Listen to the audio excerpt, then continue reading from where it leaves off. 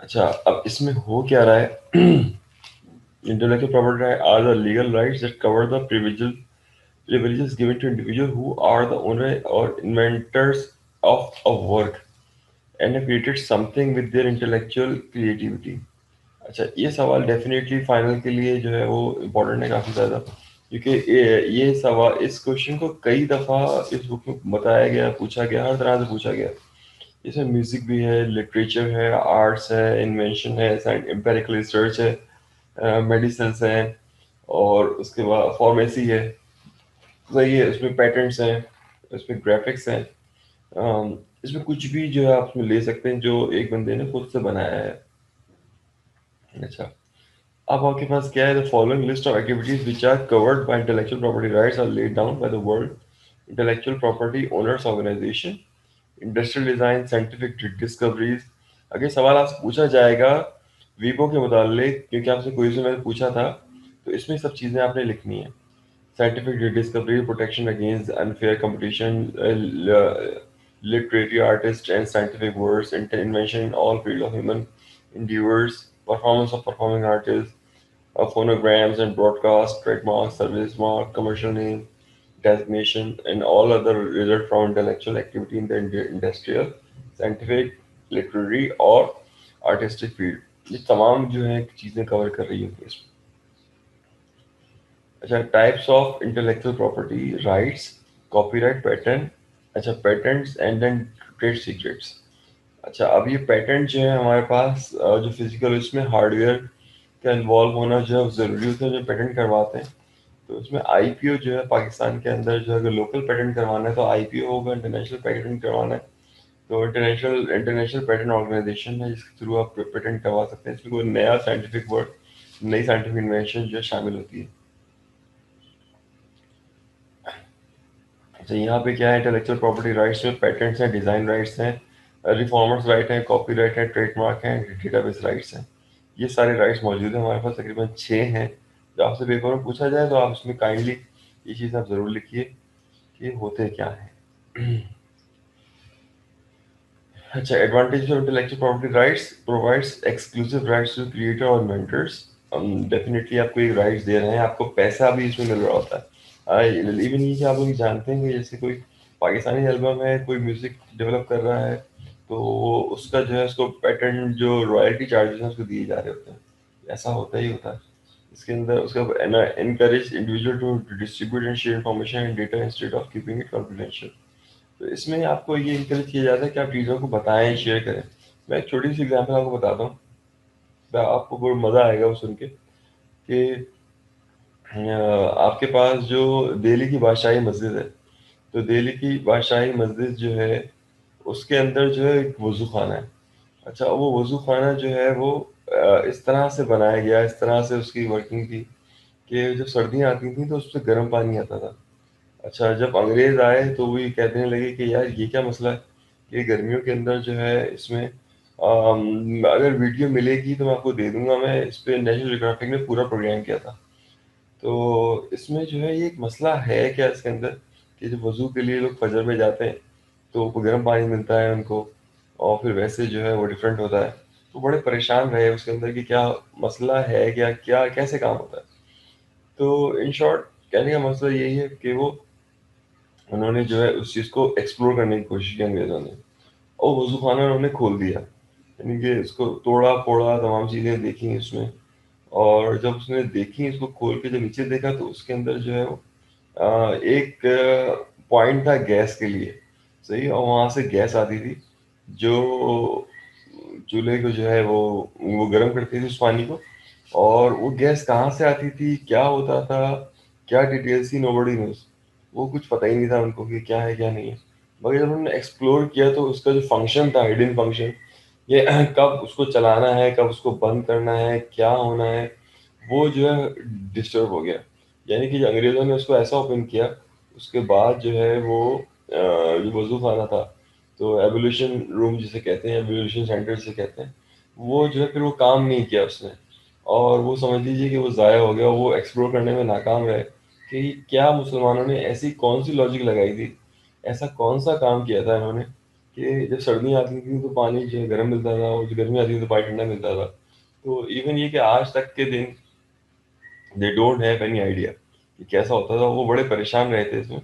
तो अगर आप इवन ये कि उसमें देखें, ताजमहल को आप देखें और उसकी कंस्ट्रक्शन को देखें, तो आप 15वीं सदी के अंदर आप उनकी जो कंस्ट्रक्शन है, वो उस लेवल की कंस्ट्रक्शन है कि अगर वो उसके मीनार चारों गिर जाएं तो वो बिल्डिंग से बाहर गिरेंगे। इस तरह से उन्होंने उसको बनाया है, बिल्डिंग के अंदर नहीं गिरेंगे, बिल्डिंग से बाहर गिरेंगे, और उसमें बहुत साइंटिफिक चीज़ें मौजूद हैं। तो कहने का मेरा मतलब यही है। तो कुछ चीज़ें ऐसी होती हैं जिसको जो है वो इन्वेंटर जो है उसको खुफिया रखता है, सीक्रेट रखता है। तो वो सीक्रेट रखता है तो आप उसको पता नहीं लगा पा रहे होते यार ये इसका में करना क्या है, क्या कुछ है। You don't have any idea about it. ये चीज़ें ऐसे ही हैं। अच्छा, इसमें तो ये इंटेलेक्चुअल प्रॉपर्टी राइट्स से आपको बेनिफिट मिलता है कि आप इस तरह की रिसर्च को कवर कर सकते हैं, बता सकते हैं। अगर आप सवाल मुझसे पूछेंगे कि सर आप मुझे बता दें कि वो जो दिल्ली की बादशाही मस्जिद थी उसके वजू खाने का आपको क्या पता, तो भाई जब उनको नहीं पता तो मुझे क्या पता। मगर ये रियल फैक्ट्स है। अच्छा, legal defence and other the creators in the incentive of their work, health and social and financial development. तो ये तमाम चीज़ें इसमें मौजूद हैं, और सोशल फाइनेंशियल डेवलपमेंट आपको मिल रही होती है। अच्छा, इसमें कुछ चीज़ें जो हैं इंटेलेक्चुअल प्रॉपर्टी राइट जो पाकिस्तान में है वही इंडिया में है, वही बांग्लादेश में है, वही हर कंट्री के अंदर मौजूद है। इसमें पेटेंट्स का एक एक्ट है, ट्रेडमार्क का पाकिस्तान में भी यही है, कॉपीराइट का एक्ट है इसमें। अच्छा, सुई जनरिक रजिस्ट्रेशन और approve by name of the geographical indication of goods decision protection bill. देखिए, ये जो बिल है ना, अ, इसमें बहुत ज़्यादा फड्डा है, इसमें बहुत ज़्यादा झगड़ा है। देखिए, इसमें होता क्या है कि अभी पाकिस्तान ने दिसंबर के अंदर ही केस जीता है, तो हमारा जो चावल है कर्नल बासमती चावल, वो पेटेंट करवाए थे इंडिया ने। सही है। और इंडिया के इस तरह से कई जो चावल हैं ब्रांडेड जो हैं वो यूके ने पेटेंट करवा लिए थे, यूके ने पेटेंट करवा लिए थे, तो उसका जो ओनर जो लीगल राइट्स थे वो यूके के पास थे, इंडिया के पास नहीं थे। तो उस पे बहुत ज़्यादा कानूनी जंग लड़ी है, आपके पास बहुत कानूनी जंग लड़ी है इंडिया वालों ने। और उसके बाद वो वापस उन्होंने कहा है कि नहीं, ये प्रॉपर्टी जो है वो इंटरनेशनल राइट्स जो है इस चावल के जो है वो इंडिया के पास है। इस तरह से कर्नल बासमती जो है वो पाकिस्तान के अंदर ही पाया जाता है, ग्लेशियर वाटर के अंदर ही पाया जाता है, इंडिया के अंदर वो नहीं पाया जाता। मगर उन्होंने क्या किया कि वो तमाम जो चावल हैं पेटेंट करवा लिए इंडिया के नाम से। तो पाकिस्तान ने लास्ट दिसंबर के अंदर ये केस जीता है, और इसके अंदर जो है इन्होंने साबित कर दिया कि ये चावल पाकिस्तान की प्रॉपर्टी है और इंडिया को कोई राइट नहीं। इसमें ना खेवड़ा है, केवड़ा जो है, ये जो कान है, कान जो नमक की कान है, वो नमक की कान जो है आपके पास, समझ लीजिए कि हम लोग जो सेल करते हैं इंडिया को, वो तकरीबन $4 पर केजी के हिसाब से सेल करते हैं, जो कि कुछ भी नहीं है। $4 पर केजी कुछ भी नहीं है। और इंडिया जो है उसको जो सेल करता है इंटरनेशनल मार्केट में, वो तकरीबन $40 पर केजी के हिसाब से जो है सेल कर रहा होता है। तो आप अंदाजा लगाइए कितना रेवेन्यू अर्न कर रहे हैं, उनको कुछ भी नहीं जा रहा है उनकी जेब से। बस वो समझ लें कि पैकिंग वगैरह आप पाकिस्तान से ही कहते हैं कि इस पैकिंग के अंदर आप सब पैक कर दें और हम जो है इसको एक्सपोर्ट कर देंगे। तो जहाँ पे बर्फबारी हो रही होती है, तो वहाँ पे ये जो पिंक सॉल्ट है वहाँ यूज़ होता है, ताकि उस जगह को देर तक जमाया जा सके, उस पर गाड़ी चलाई जा सके। तो वो सारी जो है गवर्नमेंट, दुनिया भर की गवर्नमेंट जो है वो नमक खरीदती हैं, और खरीदने के बाद उन जगहों पे स्प्रे करती हैं नमक का, ताकि वो वर्किंग कंडीशन में आ सके। तो यही बिल जो है हमारे पास, geographical indication of goods and registration protection bill. अच्छा, इसी के अंदर पाकिस्तान के अंदर साहिवाल की जो गाय है, तो अगर आपने किसी ने देखी हो, जो ऑस्ट्रेलियन काउस कहते हैं, ऑस्ट्रेलियन काउस आप लोगों ने देखी है जी? किसी ने ऑस्ट्रेलियन काउस वगैरह गाय जो होती हैं देखी हैं? जी सर। ब्लैक एंड व्हाइट जो होती हैं आपके पास बहुत सारी। अच्छा, ये ब्लैक एंड व्हाइट जो है ये गाँव, इसकी प्रॉपर्टी ये है कि ये खाना कम खाती हैं, और नंबर वन, नंबर टू जो है इनकी जो मिल्क प्रोडक्शन है काफ़ी ज़्यादा होती है, और ये पानी का इस्तेमाल बहुत कम करती हैं। और दूसरी बात, ये गोश्त जो है इनके पास ज़्यादा बनता है। तो ये एक बेस्ट जो है, एक्सीलेंट एज एन एनिमल जो है वो उसके तौर पर गर्मी बर्दाश्त कर सकती है बहुत ज़्यादा, क्योंकि साहिवाल की यह है ये। ऑस्ट्रेलिया ने ये गाय जो है वो अपने नाम पे जो पेटेंट करवा ली है, तो अभी ऑस्ट्रेलियन काऊ के नाम से जो है वो मानी जाती है। और आप समझ लीजिए कि हमारे यहाँ पे जितने भी आप चले जाएं यहाँ पे भैंस कॉलोनी वगैरह, तो आप जब जाएंगे वहाँ पे तो आप परेशान हो जाएंगे कि हमारी ही गाय जो है हम ही लोग जो है बेवकूफ़ बन के इंपोर्ट करते हैं ऑस्ट्रेलिया से, और वो तकरीबन 6-6 7-7 लाख 18-18 लाख की वो गाय भी हम इंपोर्ट कर रहे होते हैं, और वो हमारे लोगों की हमें पता ही नहीं, और वो इंपोर्ट करते हैं। इस तरह से यॉक है, पूरी दुनिया में यॉक जो है वो इजीली अवेलेबल नहीं होते, या तो अमेरिका के अंदर है, या फिर कनाडा के अंदर है, या फिर रशिया के अंदर है, या साइबेरिया के अंदर है, ऐसी जगहों पे यॉक होता है। तो ये बहुत ठंडे इलाके का जानवर है, मगर पाकिस्तान के अंदर भी होता है। सही है, तो वो वाली बात है। तो ये वो चीज़ें जो आपको दुनिया में मिलती हैं, बहुत स्केर्ड, बहुत ही कम कंट्रीज में मिलती हैं, पाकिस्तान के अंदर अंदर मौजूद है। और ये आप इन जानवरों को पैटर्न कब करवाएंगे समझ में ही नहीं आता। इन जानवरों को, जैसे कि आपका वो है मारफोर है, सही है, तो मारफोर जो है कौन है, यानी कि क्यों आप उसको नहीं करवाते। तो सब दुनिया का मजबूत तरीन जानवर जो है हमारा माना जाता है, और जो कि हाइट्स पे रहता है, जैसे मार्को। तो ये है, ये तमाम चीज़ें जिसे बोलते हैं, ये लेजिस्लेशन बिल है, और इस पे पाकिस्तान ने काफ़ी ज़्यादा फाइट की है। इस अंदर गंदम है पाकिस्तान के अंदर, उस पर भी बहुत ज़्यादा पाकिस्तान ने काम किया हुआ है, और नयाब इस पे काम करता है, और मेरी कज़न होती है वहाँ पे, उन्होंने इस पे काफ़ी ज़्यादा काम किया हुआ है। National national institute of atomic biology पे उन्होंने काम किया है। इंडस्ट्रियल डिज़ाइन आपके 1999 का एक्ट है, patent second amendment 1999।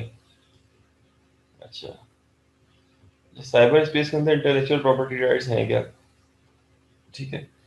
Every invention in the field of technology experience in the variety of threats intellect in which such threat which one has captured the physical marketplace and have converted into a virtual marketplace। um, देखिए, इसके अंदर जो सबसे simple सी बात है, आपको एक बताता हूँ बात, उससे समझ में आ जाएगा आपको। जर्मनी में एक 18 18 साल का बच्चा था, और वो जो है उस बच्चे ने क्या किया कि डार्क वेब के अंदर अपनी एक वेबसाइट बनाई। सही है, और उसके अंदर जो है डिफरेंट ड्रग्स जो हैं वो सेल करता था। तो वो ड्रग्स जो थी वो डिफरेंट वो सेल करता था वहाँ पे, और उससे फ़ायदा क्या होता था उन लोगों को, कि वो उसकी बहुत बड़ी जो है वो कई मिलियन डॉलर्स उसने कमा लिए। तो एक दफ़ा गलती ये हुई कि उसका जो ऐड था, किसी ने उससे पूछा फेसबुक चैट के अंदर कि आप ये बताइए कि मुझे ये चीज़ चाहिए तो मैं क्या करूँ। तो वहाँ पर जो थी वो आपके पास दो लड़कियां थी, या लड़का लड़की थे, मुझे बिल्कुल याद नहीं आ रहा इसमें क्या है, तो मैं कल ही पढ़ रहा था ये टॉपिक को।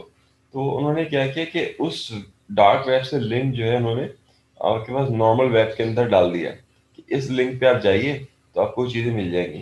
तो जर्मन पुलिस जो है उसने इन्वेस्टिगेशन की, और इन्वेस्टिगेशन करने के बाद उसको गिरफ्तार कर लिया। तो उसको तकरीबन 30 साल जो है कैद हुई थी उसको। तो ये वाली चीज़ें मौजूद हैं इसमें। और दूसरा इंसिडेंट जो है बता देता हूँ मैं आपके पास। अम, उस इंसिडेंट के अंदर क्या था कि आपके पास अगर कोई चीज़ ऐसी है, आपके कुछ कंटेंट ऐसे हैं, या फिर कोई साइंटिफिक फार्मूला ऐसा है, साइंटिफिक फार्मूला कुछ ऐसा है, और वो विदाउट योर परमिशन इंटरनेट पे सेल होता है, तो डेफिनेटली जो है ये इंटेलेक्चुअल प्रॉपर्टी राइट्स के ज़मीने में आएगा, और ये क्रिएट प्रॉब्लम फॉर एवरीवन। तो ये चीज़ें करेगा। तो डार्क वेब के अंदर जो है वो आपको मैं बता चुका हूँ ऑलरेडी कि तकरीबन 8.2% जो है वो अवेलेबल है आपके पास। जितना भी नेट आप देख रहे हैं ब्राउज कर रहे हैं, वो 8.2% है, और 91.8% जो वेब है वो हिडन है, उसको कहते हैं डार्क वेब। और डार्क वेब के अंदर चीज़ें सारी पड़ी हुई हैं। डार्क वेब के जो कंटेंट्स हैं इसमें तकरीबन 3 या 4 चीज़ें मेजर है। सही है, इसमें सबसे पहली जो चीज़ है उसमें आके वो ड्रग्स है। सही है, वो ड्रग्स जो है, लीगल ड्रग्स जो है उसमें आती हैं सारी की सारी। उसमें बहुत सारी ड्रग्स हैं उसके अंदर आ रही होती हैं, जो सेल आउट हो रही होती हैं। और इसके अंदर जो है वो एजेंसीज काफ़ी ज़्यादा काम कर रही होती हैं, वो अपने आप को एज ए सेलर बता रही होती हैं, ताकि वो गिरफ्तार कर सकें कौन इसको लेके चल रहा होता है। अच्छा, पहली बात। उसके बाद नंबर 1 जो था ड्रग्स है, नंबर 2 आर्म्स है, असलहे का। तो असलहे के लिए काफ़ी ज़्यादा चीज़ें जो है वो चल रही होती हैं। इवन पाकिस्तान के अंदर भी यही है कि अगर आप जो है डार्क वेब के अंदर हैं, आप अपना ऑर्डर प्लेस कर दें, आप तो घर पहुँचा देते हैं, घर पे असला पहुँचा देते हैं। तो ये इंसिडेंट जो है कब लीक हुआ था? इंसिडेंट हुआ था लीक तकरीबन 2014 में, 13 या 14 की बात है। तो उसके अंदर एक साहब ने जो है जर्मन जो है वो गन ऑर्डर किया था डिफेंस में। तो जर्मन गन जो है उन्होंने ऑर्डर किया था, वो जर्मन गन जो है वो इतनी हल्की, जर्मनी वाले गन बनाते कि उसको 12-13 साल की लड़की भी आराम से उठा सकती है उसे। भारी नहीं होती गन वो। अच्छा, उसका रिकॉइल जो है वो होता ही नहीं है, कि जो झटका लगता है ना पीछे, वो बहुत ज़्यादा मिनिमाइज होता है। उन्होंने इस तरह से बनाई है तो झटका नहीं लगता उसमें, तो एक बच्चा भी उस गन को चला सकता है। तो उन साहब ने वो ऑर्डर किया, ऑर्डर करने के बाद वो गन जो है उनके घर पे उन्होंने डिलीवर कर दी। अच्छा, उनसे गलती ये हुई इन साहब से, और वो पहली और आखिरी गलती थी, कि उन्होंने वो जो ऑर्डर आया उसकी पिक्चर्स, जो गन आई उसकी पिक्चर्स, जो गोली आई उसकी पिक्चर्स, सब चीज़ें जो है उन्होंने क्या किया कि वो मार्केट के अंदर फेसबुक के अंदर डाल दी। सही, फेसबुक के अंदर उन्होंने डाल दी। वो मैंने भी देखा वो लिंक, मैंने भी देखा कि ये गन जो है इंसाफ को मिल गई है, वो बड़े खुश हैं और ये है वो है। तो उसके बाद जो है जो एक्शन हुआ, वो एक्शन कहाँ से हुआ, I don't know about it. वो एक्शन क्या हुआ, वो एक्शन ये हुआ कि वो साहब को किसी ने नॉक किया दरवाजे पे, दरवाज़ा खोलिए। दरवाज़ा खोला, दरवाज़ा खोलने के बाद उसी वक्त जो है उनके चेहरे पे गोली मारी और चले गए। ठीक है, तो एट द स्पॉट उनकी डेथ हो गई। एज होगी, मैक्सिमम एज होगी 22 से 23 साल। सही, इनकी इससे ज़्यादा एज नहीं थी। तो ये कि मुझे बड़ा अफसोस हुआ, बाद में अखबार में भी न्यूज़ आई उस पर बाकायदा। एक जैसे शाहरुख जो जतोई केस चला था, उस दौर की बात बता रहा हूँ मैं। तो एट द सेम टाइम ये केस भी चला था। सही है, ये दोनों केस बैक टू बैक थे। 1 महीने का फर्क था इनमें। शाहरुख जो जतोई केस के अंदर जिसने वो डिफेंस में उसको भाई को मार दिया था, वो बहन को छेड़ रहा था, कुछ इस तरह से इंसिडेंट था। तो उससे 1 महीने के बाद ये केस हुआ था। तो ये मुझे इस तरह से याद है। तो कहने का मतलब ये इंटेलेक्चुअल प्रॉपर्टी राइट इन साइबर स्पेस जो है, ये जो आपके पास लीगल वर्क है ना, आप उसके अंदर रहें, उससे आप आगे ना जाएं। इसके अंदर देखिए, मैक्सिमम लोग जो इन्वॉल्व होते हैं वो ये लोग क्रिमिनल्स इन्वॉल्व होते हैं उसके अंदर, वो कभी भी सामने नहीं आते। कभी भी साइबर स्पेस के अंदर, डार्क वेब के अंदर, फ्रीलांस के अंदर आप अपने जो है वो रियल इंफॉर्मेशन ना दें। अपना रियल कॉन्टैक्ट नंबर ना दें, अपना रियल फ़ोन नंबर ना दें, रियल ईमेल एड्रेस ना दें, रियल एड्रेस ना दें। ये आपसे बड़ी रिक्वेस्ट है, आप ये ना दें, क्योंकि इसकी वजह से बड़े मसले हो जाते हैं। मैंने आपको एक एग्जांपल मैं आपको बता दी, बहुत ज़्यादा मसला हो जाता है। अच्छा, ये मैंने आपको बताया मैंने। अच्छा, और क्या था इसमें केस? हाँ, जो तीसरी चीज़ होती है डार्क वेब के अंदर, वो थी ह्यूमन ट्रैफिकिंग। ह्यूमन ट्रैफिकिंग देखिए, ये आगे पीछे चीज़ें चल रही होती हैं। बाद में ह्यूमन ट्रैफिकिंग नंबर 1 पे चली जाती है। सही, उसमें होता ही है कि ये लोग जो हैं ज़्यादातर अरब होते हैं। अरब लोगों को बहुत ज़्यादा शौक है, ये औरतें खरीदते बेचते हैं। बहुत ज़्यादा इनको शौक होता है। ये दुनिया की जो, अगर ये अरबियों को कंट्रोल कर लिया जाए, तो ये आपके पास ह्यूमन ट्रैफिकिंग जो है ये रुक जाएगी। बहुत ज़्यादा 80%, 80 to 85% तो रुक ही जाएगी। क्योंकि इनको जो है डेफिनेटली, अगर आप कुछ मूवीज वगैरह देखें, टेकन देखें या कुछ ऐसा देखें, तो वो भी इनको डिपेक्ट करते हैं कि हाँ ये ऐसे ही होता है। तो ये जहाँ, अब ये इनके जो एजेंट्स होते हैं, जो सप्लायर्स होते हैं, पूरी दुनिया में घूम रहे होते हैं। और ये क्या करते हैं कि फोटो लेते हैं, फोटो लेने के बाद भेजते हैं वहाँ पे, वहाँ भेजने के बाद जो है, वहाँ से अगर ओके का सिग्नल मिलता है, तो वो लड़की या उस लड़की को, बच्चे को या बच्ची को उठा लेते हैं। सही, और फिर वो भी कभी नहीं मिलता। तो एकदम जो बीच में तकरीबन ये 2016, 17, 18 के अंदर, 19 के अंदर भी यही था कि लोग मिसिंग हो रहे थे, गायब हो रहे थे। उसकी क्या रीजंस थी, क्या कुछ था, पता ही नहीं लगता था क्या हुआ। तो ये क्या करते हैं, ये ढूंढते फिरते हैं और उसके बाद ट्रैफिकिंग कर देते हैं, उसकी अफगानिस्तान ले जाते हैं, वहाँ से ट्रैफिक कर देते हैं। इस तरह की चीज़ें जो बस मोस्टली कॉमन। तो हमारी जो गर्ल्स हैं हमारे पास माशाल्लाह, हमारे तो बच्चों की तरह। तो जो डीएचए की गर्ल्स हैं उनको ये कंप्लेन हो रही होती है कि हमें इतना जाना आना आसान नहीं होता। हम बाहर निकलना चाहते हैं, घूमना चाहते हैं, एंजॉय करना चाहते हैं, गैदरिंग करना चाहते हैं, इतना आसान नहीं होता, हमारे लिए मुश्किल होता है। तो ये बच्चों को बस यही एडवाइस है कि क्योंकि मैंने डीएचए में भी टाइम गुजारा है। सही है, तो सीवीयू के पास ही मेरा घर था।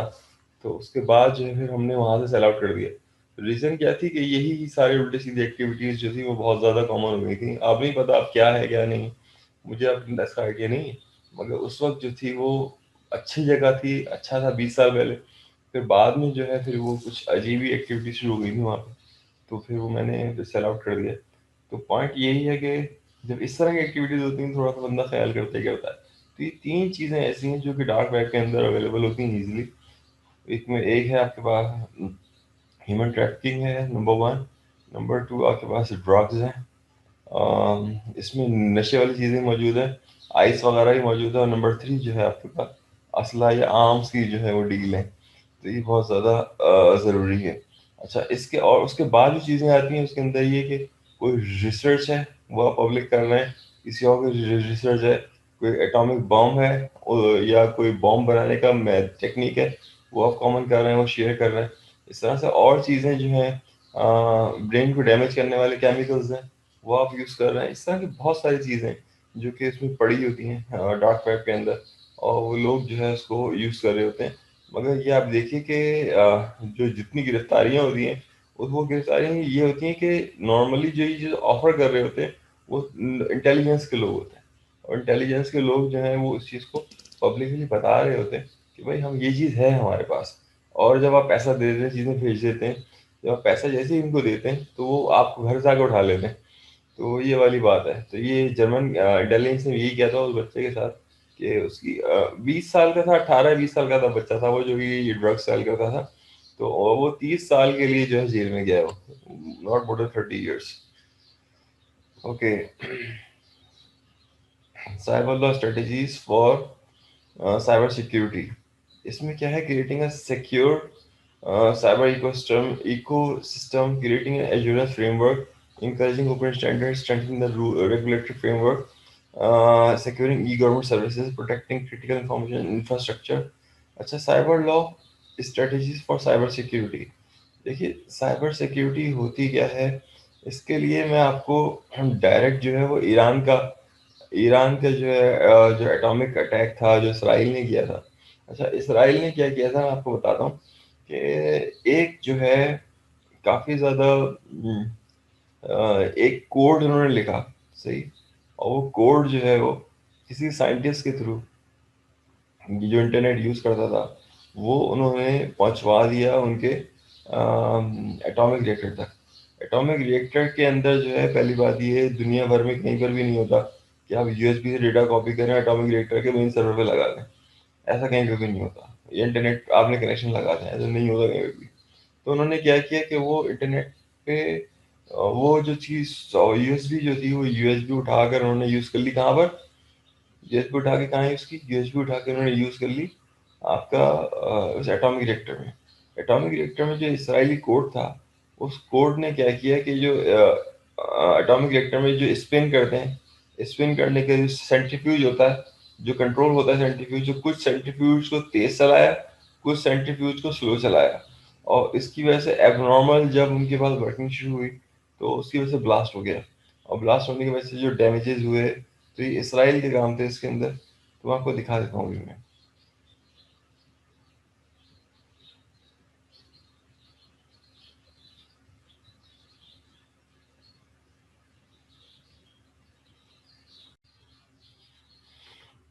अच्छा, अब यहाँ पे देखिए कि इसमें स्ट्रॉन्ग इकोसिस्टम दैट है three symbiotic structure: automation, interoperability, and authentication.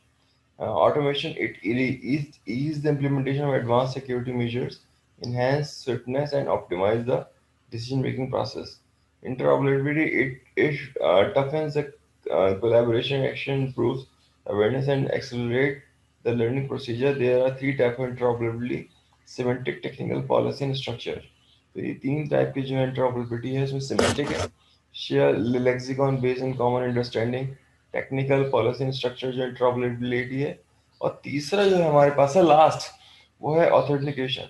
It will improve the identification and verification technology that work in order to provide security, affordability, ease of use, administration, scalability and interoperability। ये तकरीबन 5 चीजें हैं authentication के अंदर हम use करते हैं। इसके बाद कंपैरिजन ऑफ अटैक है। The following table shows comparison of attack desired cyber ecosystem and capabilities. अभी अटैक्स आ जाएंगे इसमें अंदर, कैटेगरीज ऑफ साइबर अटैक्स। ये बहुत अच्छा टेबल, बहुत ही बेहतरीन टेबल बनाया हुआ है इन्होंने। इसमें क्या होता है, ऑटोमेशन है, ऑथेंटिकेशन है, इंटरऑपरेबिलिटी है, ऑटोमेटेड डिफेंस है, बिल्ड सिक्योरिटी है। ये बहुत ही बेहतरीन इन्होंने अटैक का एक चार्ट बनाया, कैटेगरी बनाई है। इसमें एट्रिशन है, मेलवेयर है, हैकिंग है, सोशल टैक्स है, इम्प्रॉपर यूजेज है, physical action, multiple contacts, and others, ये सब चीज़ें मौजूद हैं। मगर आजकल के दौर में अभी देखें, अगर आपके पास एक वेबसाइट है और वेबसाइट के अंदर आप जो है वो कुकीज़ लगा देते हैं, तो कुकीज़ इससे ज़्यादा डेटा आपको दे रही होती है कमा के, सही, आपको हैकिंग की ज़रूरत ही नहीं पड़ती। तो कुकीज़ जो है वो सब चीज़ें आपको करके दे रही होती है, और वो इस तरह से कुकी सेट करते हैं कि आपने उसको एग्री करना ही करना होता है। तो ये चीज़ बड़ी बुरी है, बहुत ख़राब।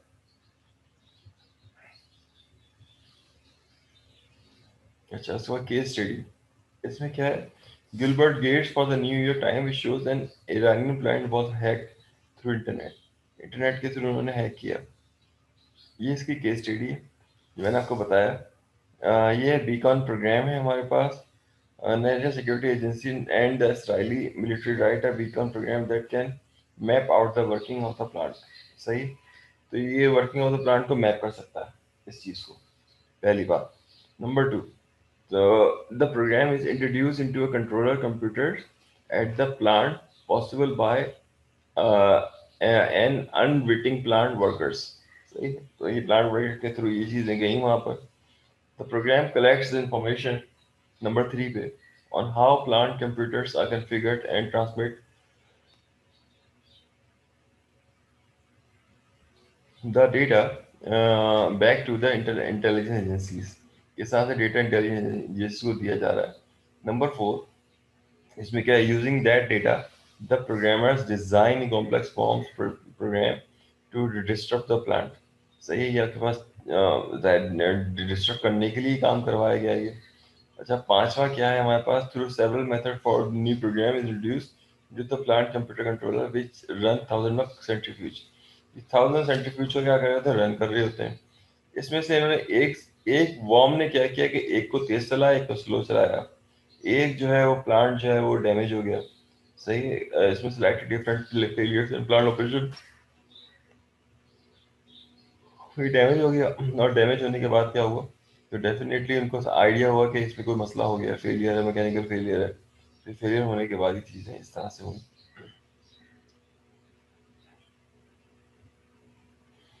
अच्छा भाई,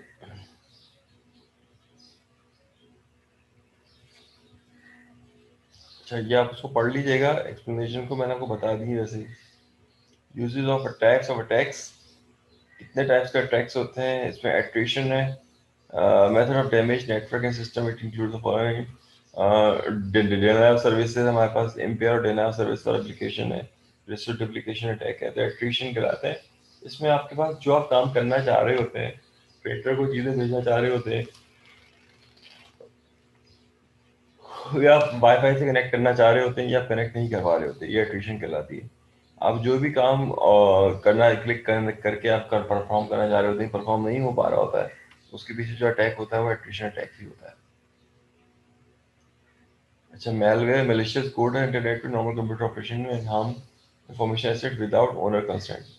तो आप ओनर कंसेंट के बगैर जो कंप्यूटर के अंदर आप चेंज करना चाहते हैं, कंप्यूटेशन को चेंज करना चाहते हैं, कुछ चीज़ों को रखना है, कुछ को निकालना चाहते हैं, तो malware। अच्छा, hacking attempt to intentionally exploit weakness to get unethical access, usually conducted remotely, it may include data leakage. अच्छा, आप हैकिंग जब कर रहे होते हैं तो उसके अंदर आप ये चाहते हैं कि डेटा लीकेज अटैक ना हो, इंजेक्शन अटैक ना हो, स्पूफिंग ना हो, टाइम स्टेट अटैक्स ना हो, बफर एंड डेटा स्ट्रक्चर ना हो। ये तमाम चीज़ें जो है ये सारी की सारी चीज़ें आती हैं हैकिंग के अंदर।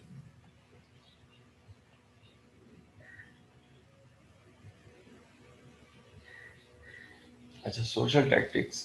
The social tactics such as deception and manipulation to acquire access to the data system or controller. It includes pretexting, inciting phishing, retrieving information through conservation. तो social tactics है हमारे पास, जिसके अंदर क्या कहते हैं, pretexting, forced surveys, inciting phishing, retrieving of information through conversation। देखिए, इसके अंदर ये बिल्कुल आजकल के दौर के अंदर जो आप देख रहे हैं इंटरनेट पे, ये चीज़ें बिल्कुल कॉमन है कि ये चीज़ें जो है, जो कंपनीज होती हैं, ये आपका डेटा आप ही के, आपका डेटा जो है कंपनीज को बेचते हैं और उससे ही पैसा कमा रहे होते हैं। अब आप बताइए कि फेसबुक ने जो है 19.7 बिलियन डॉलर का जो व्हाट्सएप खरीदा, तो अब बताइए 19.7 बिलियन डॉलर तो पाकिस्तान के अकाउंट में नहीं है, इतने पैसे जितने की उन्होंने सॉफ्टवेयर ले ली। अब वो बताइए वो सॉफ्टवेयर का वो किस तरह से पैसा निकालेंगे अपना।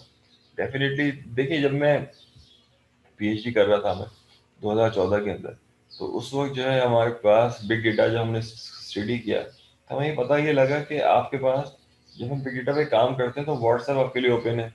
आप सब कुछ देख सकते हैं उसके अंदर। जो आपने काम करना चाहें कर सकते हैं। जो यूजर डेटा की बात कर रहा हूँ मैं आपको, जैसे फेसबुक का डेटा जो आपके लिए ओपन है, आप देखना चाहें ट्विटर का डेटा आपके लिए ओपन है।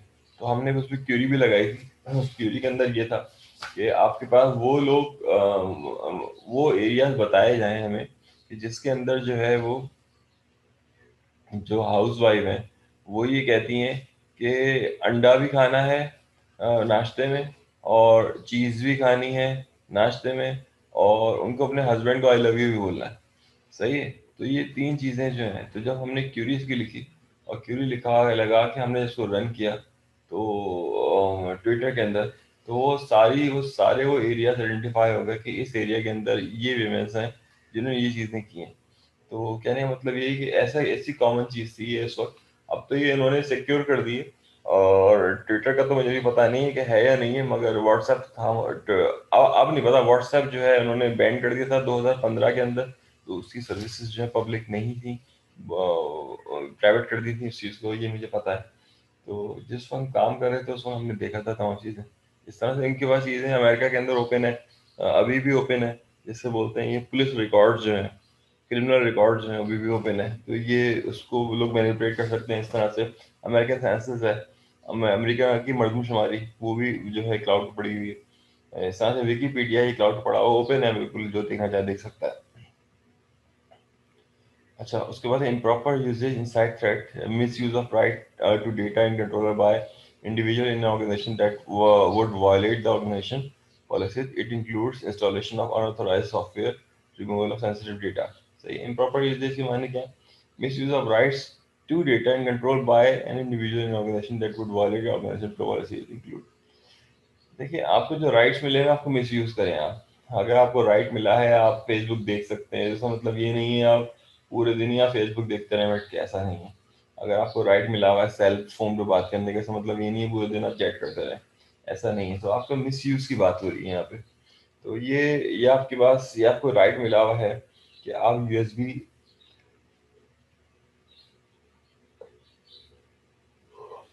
कि आप यूएसबी का यूजेज कर सकते हैं या प्रिंटर का यूजेज कर सकते हैं। तो ये भी राइट नहीं है आपके पास कि आप प्रिंटर का यूजेज के माने पूरी बुक का प्रिंट निकालना है, ऐसा नहीं है। अच्छा, उसमें क्या है? फिजिकल एक्शन, लॉस और theft of equipment, human driven attacks such as stolen identity tokens and credit card, fiddling with replace card readers at point of sales terminals, interfering the sensors, theft of computing devices use by organisation such as a laptop. ये चीज़ें जो है ना हो, चुराना, human driven attacks जो हैं ये भी सही नहीं होते। किसी का मोबाइल चुरा लिया, किसी का कोई चुरा लिया, कोई चीज़ आपने कर दी, ये चीज़ें जो है बहुत कॉमन होती हैं ऑफिस के अंदर। मगर वही वाली बात है कि अब तो कैमरे इतने लगे हुए हैं तो ये चीज़ें इतनी इजीली पॉसिबल नहीं है। तो लोग फिर भी कोशिश करते हैं कुछ ना कुछ चुरा लें। स्टेपलर उठा के लिया है घर के अंदर, पंच मशीन घर के अंदर उठा के लिया, स्टिक ऑन घर के अंदर उठा के लिया, ये लोग कर रहे होते हैं। ऑफिस की जो फाइल है वो उठा के घर पे ले आए। तो इनको जो है इस तरह की चीज़ें बड़ा शौक होता है इस चीज़ के अंदर। वही वाली बात है ना कि गुनाह बे लज्जत। सही है। तो वो है कि ऐसा गुनाह कर रहे होते हैं कि जिसका कोई फायदा उनको होता नहीं है, ना इस लाइफ में ना उस लाइफ में। क्योंकि वो परेशान, वो जो स्टेशनरी है वो लेके आ रहे हैं, या चीज़ें जो वो लेके आ रहे हैं, तो उनका अल्टीमेट फायदा क्या होता है? कुछ भी फायदा नहीं होता उनका। क्योंकि वो खुद ही ऑफिस में परेशान हो रहे होते हैं, मांग रहे होते हैं यार ये दे दो, यार ये वो दे दो। That doesn't looks good. Multiple component single attack techniques which contain several advanced attack techniques and components. The single attack techniques which contain several advanced attack techniques and components से multiple components हैं। अच्छा, एक attack से कई attack करवाना, यानी कि आपने zombies बना दिए और एक zombies से जो है कोई कई लोगों को ब्रॉडकास्ट होता है वो वायरस, और वो बाकी zombies बनाता है, फिर zombies से रिकवर, इस तरह से चीज़ें चल रही होती हैं। इसको मल्टीपल कंपोनेंट्स कह रहे होते हैं। सही है कि एक ज़ॉम्बी से मल्टीपल ज़ॉम्बी से और मल्टीपल ज़ॉम्बीज़, इस तरह से अटैक चल रहा होता है। अच्छा, other attacks such as supply chain attack, network investigation. अच्छा, ये दोनों चीज़ें जो हैं ये अटैक्स के अंदर होते हैं। सप्लाई चेन के मुतालिक जो है कौन चीज़ें कहाँ जा रही हैं, क्या सेल है, क्या ऑर्डर्स हैं, और नेटवर्क इन्वेस्टिगेशन के माने जैसे इसराइल ने किया था, तो ये नेटवर्क इन्वेस्टिगेशन उसमें आ रही होती हैं, ईरानिया ईरान से मुतालिक ये चीज़ें किस तरह से चल रही हैं और क्या है। अच्छा, जो है फ्रेमवर्क जो है वो नहीं है आपके उसमें शामिल, ओपन स्टैंडर्ड भी नहीं है।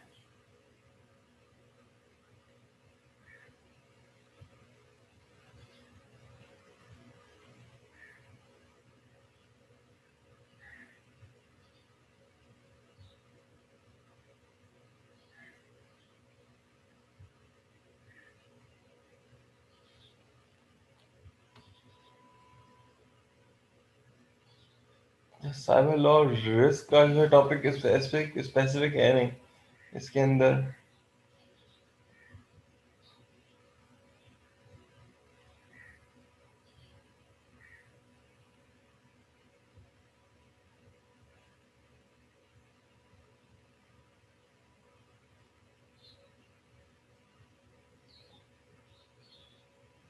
साइबर फोरेंसिक्स मेरे ख्याल से है, देख लेते हैं इस टॉपिक को, ये 3-4 लाइनें। साइबर फोरेंसिक्स के माने ये कि analysis technique that are recover data from a system. आपके पास डेटा जो फॉरेंसिक्स डेटा जो है वो कोई एक्शन होता है उसके अगेंस्ट के अंदर आप उसको रिवर्स इंजीनियरिंग करके डेटा निकालते हैं, उसकी लोकेशन निकालते हैं, उसको कहते हैं साइबर फोरेंसिक्स। इसमें disk forensics, network forensics, mobile device memory forensics, multimedia forensics और आखिरी है इंटरनेट फोरेंसिक्स। ये तकरीबन आपके पास जो 6 के करीब जो है एरियाज हैं। डिस्क फोरेंसिक्स का माने ये कि आपने कितनी मैं आपको ये बात बिल्कुल कंफर्म कर रहा हूँ कि आपके पास जो एस डी कार्ड है आपके पास, आप इस एस डी कार्ड को फ्लश आउट कर दें।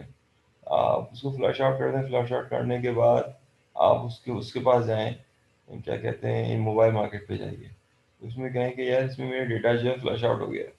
तो वो कहेगा कि किस टाइम से किस टाइम तक का डेटा चाहिए आपको। आप कहेंगे इस टाइम से इस टाइम तक का डेटा चाहिए, तो वो आपको वो डेटा निकाल के दे देगा वो।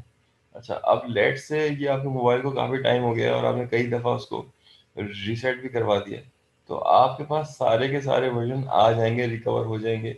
यानी कि एक टाइम दिया आपने, निकाल दो, वो निकाल देगा। फिर आपने इस ईयर से इस ईयर तक का निकाल दो, वो भी निकाल देगा। फिर इस ईयर से इस ईयर तक का निकाल दो, वो भी निकाल देगा। तो कहने का मतलब ये है कि वो डेटा जो है वो आपके पास जो मौजूद है, वो आपके पास का जो लॉजिकल एड्रेस है वो ख़त्म होता है, उसका फिजिकल एड्रेस जो है वो ख़त्म नहीं होता, उसको रिकवर किया जा सकता है।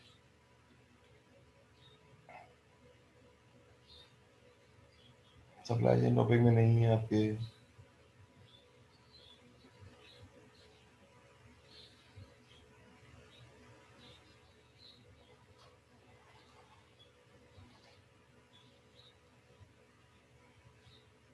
Cyber security framework is there, इसमें क्या है, साइबर सिक्योरिटी फ्रेमवर्क में the core implementation tiers and profile. तो देखिए इसमें 3 चीज़ें मैं आपको ऑलरेडी पहले बता चुका हूँ। साइबर सिक्योरिटी फ्रेमवर्क में एक जो अटैक होता है उसके अंदर जो लॉजिक्स होती हैं, पहली बात ये लस्ट, लस्ट के माने चमक। नंबर 2 पैसा, सही है, आप जो किसी मॉनेटरी बेनिफिट्स के लिए आप कर रहे होते हैं। और नंबर 3 जो है आपके पास, वो आपके पास वो टू गेट फेम, सही है, फेमस होने के लिए आप कर रहे होते हैं। तो ये 3 चीज़ें होती हैं, उस पर ही जो है वो अटैक किया जाता है। ये 3 से चौथी चौथी चीज़ नहीं है मौजूद, सही है, ये वाली बात है। एक सिंपल सी बात है कि ये तकरीबन बात जो है 4 या 5 साल पुरानी, कि उस वक्त इंडियन, ये बहुत ज़्यादा मसला हुआ था कि इंडियंस जो थे हैकर्स, इन्होंने पाकिस्तान की जो है वेबसाइट के अंदर हैक करना शुरू कर दिया था। ये करते थे, फैक हैक और पाकिस्तान झंडे लगा देते थे, इस तरह के कोई काम करते थे। तो अब यही है हुआ कि फिर उसके बाद फिर वो पाकिस्तानी देखते थे कि हाँ न्यूज़ में आ रहा है कि ये हमारी वेबसाइट जो है वो हैक हो गई, ये हमारी वेबसाइट हैक हो गई, ये हमारी वेबसाइट हैक हो गई। तो उसमें 32 बिट्स जो है कंटेंट्स है, 32 बिट्स जो है आपके पास कंटेंट्स जो थे वो मौजूद थे, और 64 बिट्स नहीं थे। तो फिर उसके बाद हुआ क्या कि पाकिस्तानी बड़े परेशान होने लगे। तो फिर उन्होंने क्या किया पाकिस्तानियों ने कि ये जितनी रिसर्च की, और रिसर्च करने के बाद उनका जो अटैक्स थे उन्होंने पाकिस्तानियों ने करने शुरू कर दिए उनको। तो उनकी वेबसाइट के अंदर जो पाकिस्तान झंडा लगा देते थे, ये तमाम चीज़ें कर देते थे। तो ये उस वक्त तक का पॉसिबल था जब तक कि 32 बिट्स के इंक्रिप्शन चल रही थी, 32 बिट स्टैंडर्ड चल रहा था। अब 64 बिट्स के अंदर जो है वो इतना आसान नहीं होता।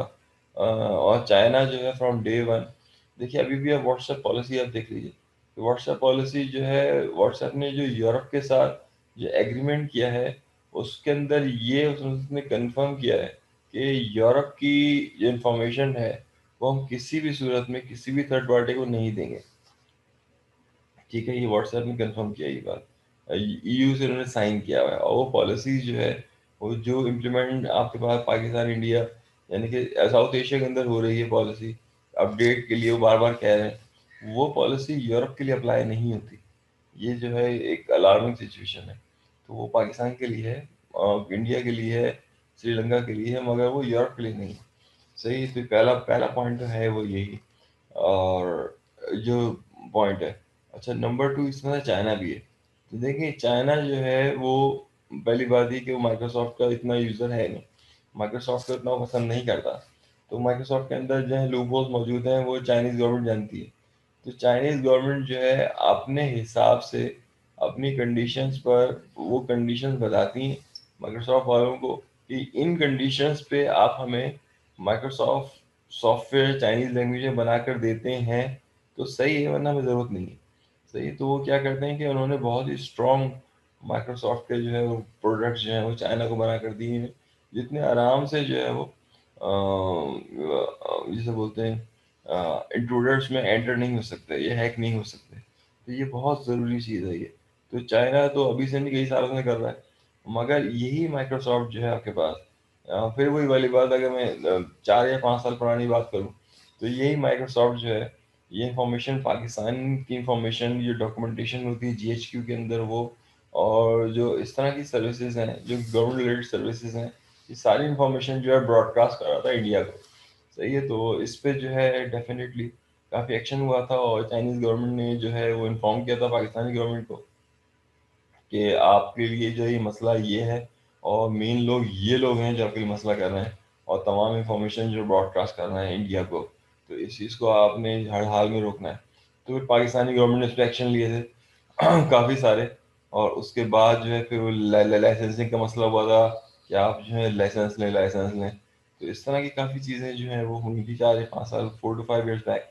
तो कहने का मतलब यही है कि आप जब किसी कंपनी का वो प्रोडक्ट यूज़ करते हैं, तो पहले उसकी जो है वो एग्रीमेंट या ऐसा पढ़ ले।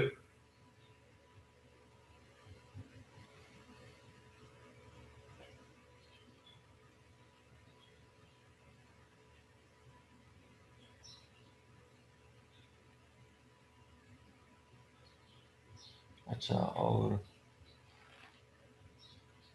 Cyber law, network security, cyber law आपके पास मौजूद है।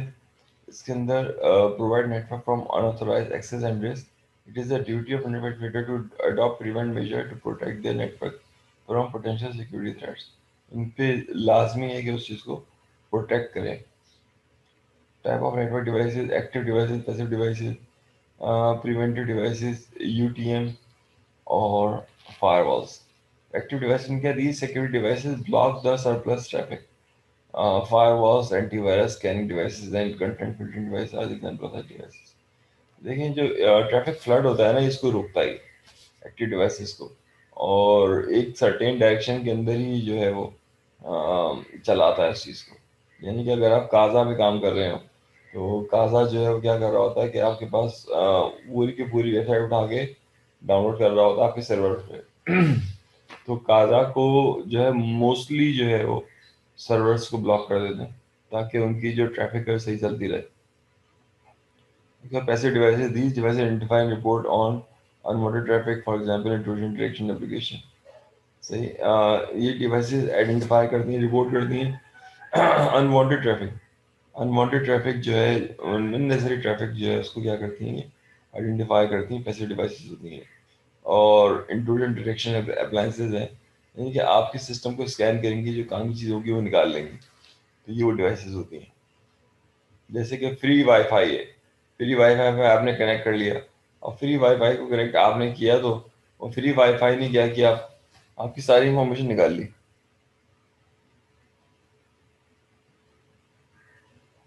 Preventive devices, these devices scan the network and identify potential security problems. For example, penetration testing devices and vulnerability assessment appliances. So these devices scan the network and identify potential security problems. सही ये identify करते हैं potential security problems को bye prevention testing ये आपके पास जो testing करते हैं इसको वल्नरेबिलिटी असेसमेंट एप्लीकेशन ये सब चीज़ें हो रही होती हैं इसमें UTM क्या है unidentified threat management these devices serve as all-in-one security devices example include firewalls content filtering web caching etc these devices serve as all-in-one security services तो ये आपके UTM unified threat management system आपके पास क्या कर रहा होता है ये तमाम डिवाइसेस एट मैं इसको आपको दिखा देता हूँ मैं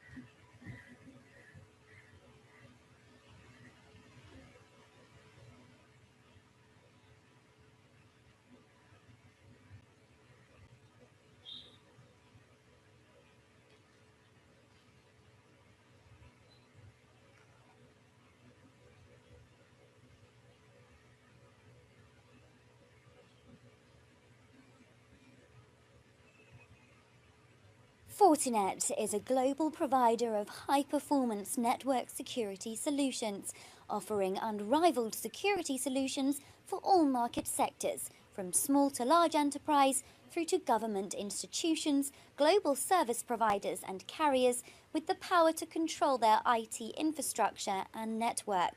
As part of this comprehensive range of solutions, Fortinet are market leaders in unified threat management. So, what is unified threat management and how will it help you? All organisations now know they have to protect their business from malicious attack, the potential cost to their business of unauthorised access, theft or manipulation, or destruction of data. So, everyone understands the need for a firewall, web and email filtering as a minimum. In this diagram is a typical security scenario utilising multiple security technologies from multiple vendors. This approach is difficult to manage, configure and use, high in upfront capital costs and high in cost of ongoing support. By combining all or some of the applications into a single appliance, as seen in this diagram, you can overcome these disadvantages. A unified threat management approach gives you simplicity of infrastructure and network management, better overall protection from threats, lower upfront cost and lower cost of ownership. By integrating the functions, you get a better threat detection rate. जी आपको idea हो गया होगा इसमें किस तरह से जो इन्होंने बताया है। अच्छा, फायरवॉल का टॉपिक जो आपके उसमें शामिल है आउटलाइन के अंदर, बहुत ज़्यादा शौक से रखा हुआ है इन लोगों ने। इंटेलिजेंट फायरवॉल्स को देखते हैं इसमें। ये वाली फायरवॉल जो है वो पुरानी वाली तो होती है।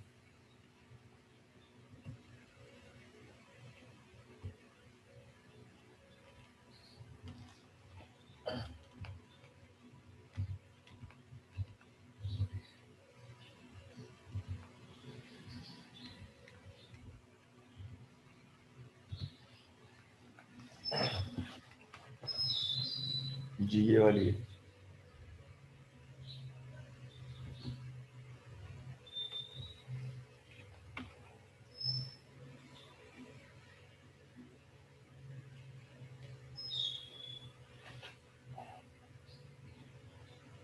ये चाइनीज में ना आ जाए बस ये।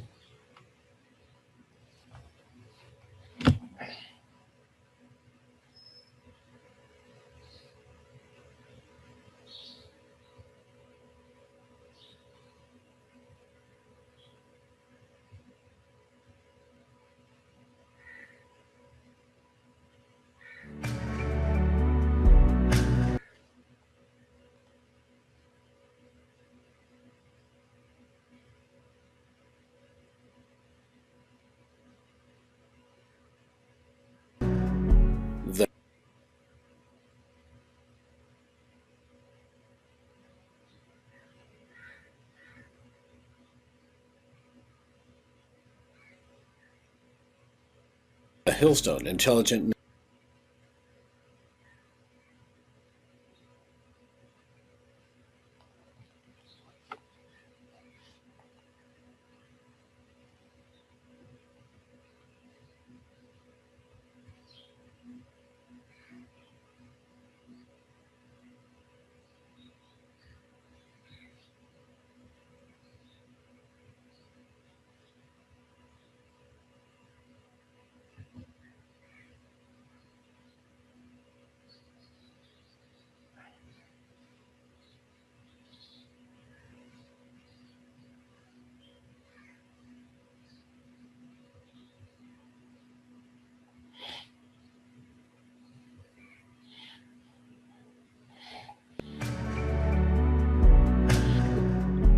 The Hillstone Intelligent Next Generation Firewall leverages machine learning and behavior analysis technology to bring intelligence to the firewall platform.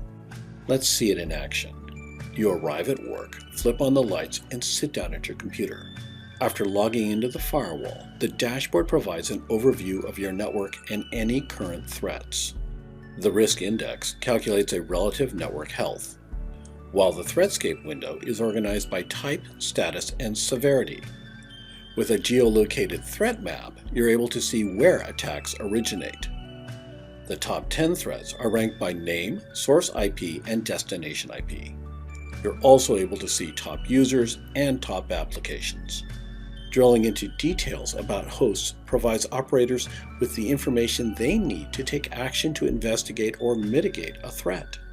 Drilling further reveals each vulnerability characterized by type, severity, certainty, all within the context of that specific threat. You're also able to see a threat mapped into every stage of the kill chain, including the initial exploit, delivery, command and control, monetization, internal reconnaissance, lateral movement, exfiltration. Packet capture provides rich forensic information of suspicious or relevant events. By enabling auto-mitigation with predefined templates, the Hillstone Intelligent Next Generation Firewall simplifies day-to-day management and improves overall security. Before finishing your morning cup of coffee, you'll have eliminated network threats. Learn more about Hillstone Intelligent Next Generation Firewall products from our website or request a demo or free trial.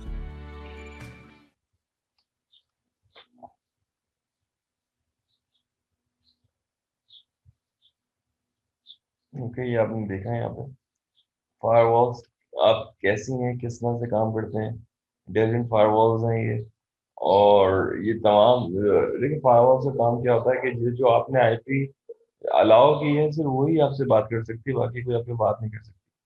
तो ये वाली बात है तमाम चीजें। अच्छा, उसके बाद ये सॉफ्टवेयर करेगी क्या, ये आपके पास जो जहां से आपके पास थ्रेट्स आ रहे होंगे, या जहाँ जिस आईपी के थ्रू आपके पास अटैक्स आ रहे होंगे, वो आपके सर्वर को बताएगा इनको।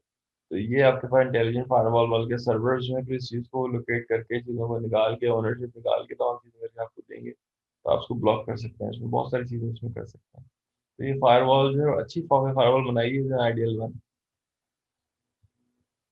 हार्डवेयर सॉफ्टवेयर, ये हमारा हार्डवेयर फायरवॉल थी फिजिकल फॉर्म के अंदर। और सॉफ्टवेयर फायरवॉल वो है जो कि विंडोज ऑपरेटिंग सिस्टम के अंदर प्री डिफाइन इंस्टॉल हुई है।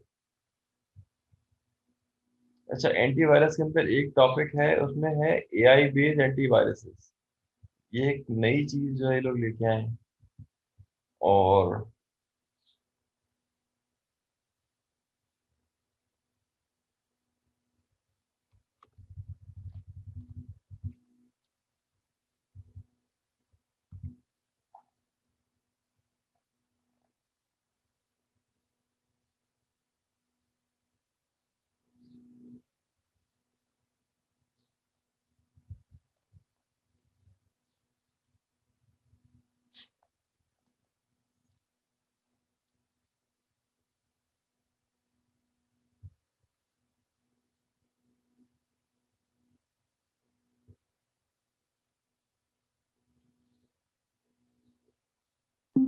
Malware evolves at a blinding pace, with thousands of highly evasive strains emerging every day. Businesses that solely rely on signature-based malware detection can only prevent known threats and are powerless to stop the signature-evasive zero-day malware. To stay safe, you need multiple layers of security, not only able to detect known threats, but actively anticipate the threats of the future.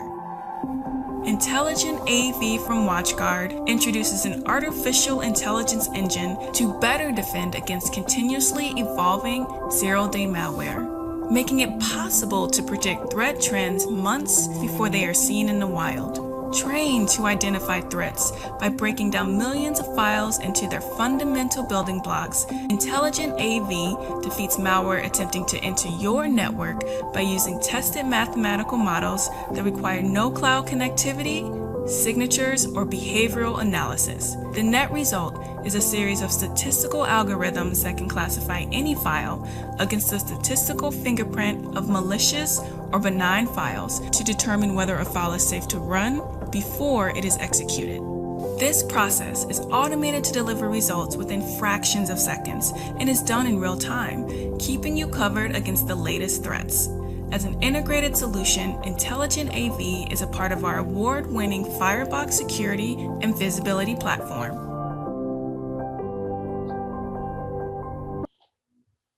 Okay, यहाँ पर आपके पास क्या है, intelligent antiviruses आ गए हैं इसके अंदर।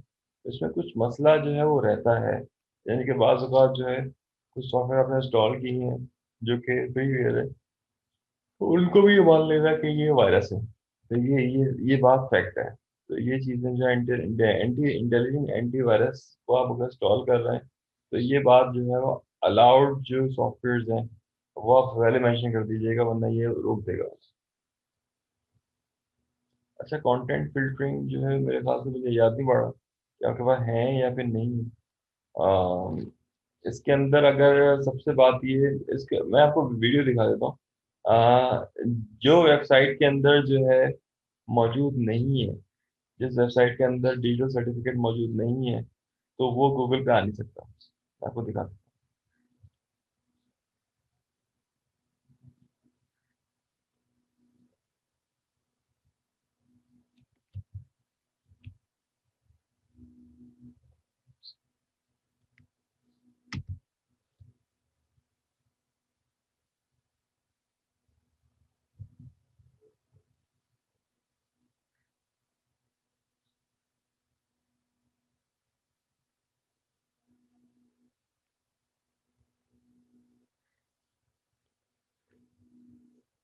Need a professional website? I created one for our startup using Wix. Let me show you how I did it. First, go to Wix.com. Hello all, today we will see how to create a content-based recommendation system. And the content-based recommendation system that I'm trying to create is basically on a movie data set. I have uploaded many videos on how to create different kinds of recommendation system. And previously I was basically using a collaborative filtering technique, but this video will be specifically with respect to a content-based filtering. Let me take an example. Let me make you understand what exactly is content-based filtering. Suppose there is a user 1. He sees a movie M1. This movie M1 is basically an action movie. So action movie is my genres. This is the information regarding my content. And similarly, he may have watched M2, which is an adventurous movie, and M3, which is again an action movie. And suppose the user 2 has also seen some movies like M3, which is an action movie, and suppose he has seen a movie called as M4, it is an adventurous movie, and for the user 1, for the M1, it has given some ratings like 5, for this it is given as 4, for this it is given as 3. Now since the user 2 has also seen movie M3 and M4, the most recommended, this user and this user, based on this categories, based on the content of the movies, are almost similar. So the next movie that may get recommended to the user 2 may be M1, because the highest rating is basically given to the M1 action movie. And M1 is not basically seen by the user 2. So this is how, based on the content, the recommendation will be given to similar users. The most important point to note over here is that this genres, these categories are deriving the recommendation altogether. And these are basically the content. So we are going to see how we are going to implement a movie content-based recommendation system by taking an example of a movie data set. So to begin with, what we are going to do is that I'm going to import NumPy and Pandas. You know why Pandas is basically used to read a particular data set. NumPy, it is used basically to create arrays. So data set, basically I have taken it from this particular Kaggle URL. So here it is. What you have to do is that go and paste it over here. And here is your Kaggle URL. Over here, you will be able to get the data set. Just download this particular data set from here. You'll be having two data sets. One is credit.csv, one is movies.csv. So anyhow, I'll also be uploading this particular data set. If the data set is not present in the GitHub, you download it externally. Here is my credits data frame, which I'm reading from my credit.csv. Here is my movies data frame, which I'm reading from movies.csv. Let us go and see the credit.head. So here my credit.head has various information like movie ID, title, cast, created for most of the movies in this particular data frame, which I'm reading from movies.csv. Let us go and see the credit.head. So here my credit.head has various information like movie ID, title, cast, crew. This cast and crew has basically given the information like in the JSON format. There are some more fields like, no, there are just 4 fields in this particular data set. The next data set, which is my movies data set, has a lot of fields like budget, genres, homepage, ID. This is the unique movie ID, keywords, original language, original title, overview, popularity, and many more. So this is my movies data set, and this is my credit data set. Now, in this, we will be planning to take this overview column. This overview column is basically the summary of the movie. So when you say summary of the movie, let me just give you an example. Suppose I'm trying to see Avengers movie. So the summary of the movie may be something like this. This movie is a thriller. It has a lot of action. It is adventurous and a bit amount of comedy. So this kind of summary is basically created for most of the movies in this particular data set. Now, based on this content, I am going to create this content-based recommendation. I'm going to take this particular column and try to see how we will be able to create the recommendation system. So there's a lot of different ways to learn data, but most of them, yeah. So to begin with, what we are going to do is that, first of all, go over here, okay? Over here, you can see that in my credits.head and movies.head, right? My data frame.head, I have movie ID as renamed as ID over here. But whereas in credit, I have movie underscore ID. So what I'm going to do is that I'm going to rename this column. movie ID in my rating column, I'm renaming it to ID because I will try to merge that movie data frame and the rating data frame based on this particular ID. So that is why I'm renaming it first, and then I'm saying that movies underscore df dot merge credit columns underscore renamed on ID. Credit column underscore renamed is basically this particular column that I have. Okay, so the whole rating data set, after renaming the column of movie ID to ID, I'm storing that in this particular variable called as credit underscore columns underscore rename. Okay, so after merging, if I go and see the head, then that particular rating ID, all the information will be merged with this movie data frame merge itself. Okay, so here you will be having the overview also.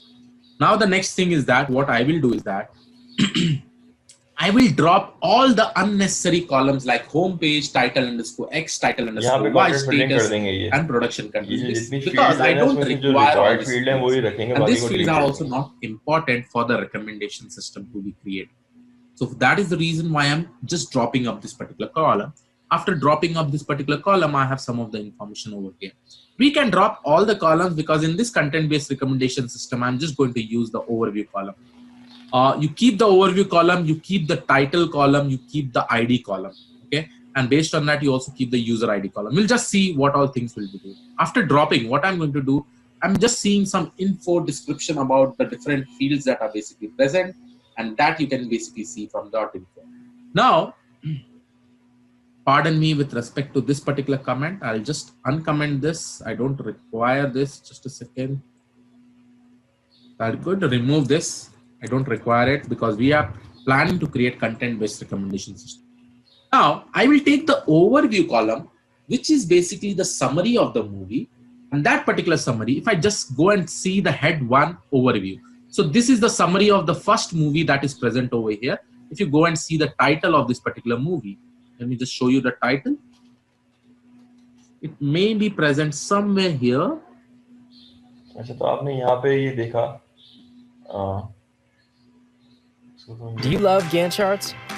Here's how easily you can build one in ClickUp. Let's map out the tasks. अच्छा तो आपने यहाँ पर देखा कि किस तरह से कंटेंट को फिल्टर कर रहे हैं, और ये पाइथन के थ्रू जो आप कर सकते हैं आराम से। और इसके अंदर आपके पास जो फील्ड चाहिए, ये फील्ड्स जो आपको चाहिए, अभी पूरी दुनिया से जो है ये डेटा निकाल के दे देता है कि नंबर 1 पे मूवी है कौन सी।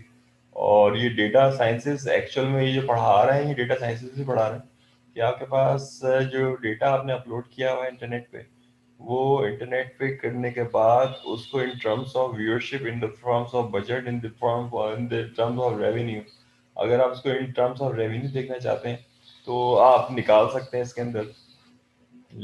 जैसे कि आपके पास अगर हम ये बात करें कि दुनिया की सबसे महंगी मूवी कौन सी थी, दुनिया की सबसे महंगी मूवी जो थी वो डिफेंडर्स ऑफ येलो सी, ये चाइना की मूवी थी, 2 साल पहले आई थी। येलो सी के नाम से थी, इस तरह से इनकी मूवी थी, चाइनीज गवर्नमेंट की मूवी बनाई हुई थी, दुनिया की सबसे महंगी मूवी थी। तो कहने मतलब ये सबसे ज़्यादा महंगी है। अगर इन टर्म्स ऑफ अगर रेवेन्यू की हम बात करें तो एवटार जो है वो नंबर 1 पे। तो ये आपको इन्फॉर्मेशन देगा, उसमें कंपनी का इन्फॉर्मेशन नहीं देगा आपको। जो इन्फॉर्मेशन आप हटाना चाहते हो हटा सकते हैं, उसकी लेंथ के हिसाब से, क्वालिटी के हिसाब से, रिव्यूज़ के हिसाब से आप कर सकते हैं। तो ये सब कंटेंट फिल्टरिंग के अंदर ही चीज़ें सारी आ रही होती हैं। और इसके अंदर जो चीज़ें आ रही हैं आपके पास वेब फिल्टरिंग चाहिए, यहाँ पर हमारे पास क्या है, यही सेम कंटेंट अगर मूवीज़ का ना लें और आपके पास डेली कम्युनिकेशन का ले लें, तो आप ये रूल्स लगा कर जो है इसको फिल्टर करवा सकते हैं।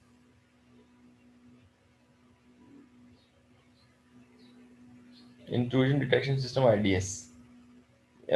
Intrusion system are the appliances that monitor malicious activity in the network, log information about such activities, take steps to stop and finally report them. Detection system देखिए, ये नेटवर्क सिक्योरिटी का टॉपिक है, इसमें है नहीं, आपके आउटलाइन के अंदर नहीं है।